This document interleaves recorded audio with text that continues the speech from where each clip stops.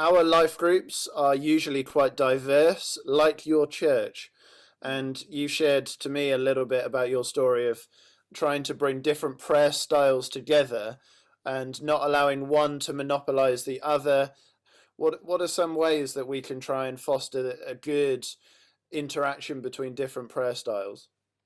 Great question. I don't think I've cracked that yet. It's still a challenge. Let me just tell you a story. Once in Epsom, after a prayer meeting, somebody who's close to me, a white British person, just came over to me and said, Shagan, if God is your father, why do you have to shout at him when you're praying? So this is in reference to the fact that I think many Africans like praying very sometimes loudly, fervently, and with a lot of passion, I would say. So it tends to be loud and really engaging. Whereas I think some others, I don't want to stereotype, but many other white British would like a bit more structured, more reflective, perhaps.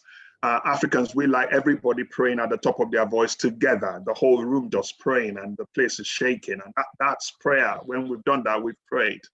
Whereas we sit round the chairs in an English context, and one person prays and everybody say amen at the end.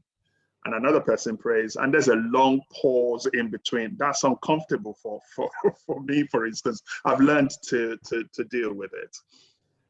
But what I know is that God answers all forms of prayer, and there is no one form that is better than the other. The important ingredient in prayer is not how loud it is, how long it is. It's who's the one praying? How is their heart? How do they regard God? Do they have faith in what they're praying?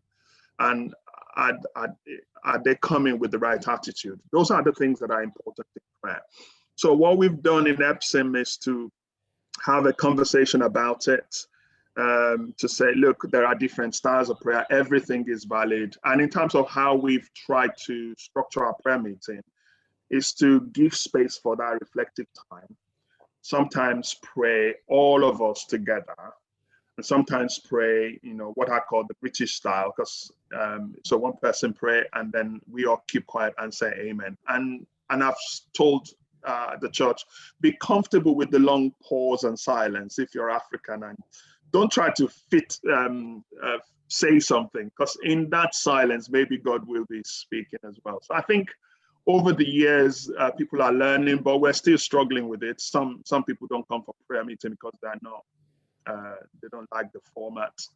But I've found that actually you can't say you prefer one format over the other if you're a diverse church. You have to embrace all. So in a life group context, my suggestion will be actually find out from everyone in your life group, how do they pray from where they come from? Because what I think many people do, what I did was to integrate into the British culture, just really lay aside what I knew and say, okay, I want to embrace, this is where I am now, I want to embrace this culture. And that helped me. So I've learned to pray more the way British people would pray. So in a life group context, find out how other people pray in their countries, and then just say maybe on a rota basis, just kind of, we're going to pray the Philippine way today. And just, it's beautiful because this is what heaven will be like. We'll pray all kinds of prayer, giving thanks to God and worshiping God because we come from different places.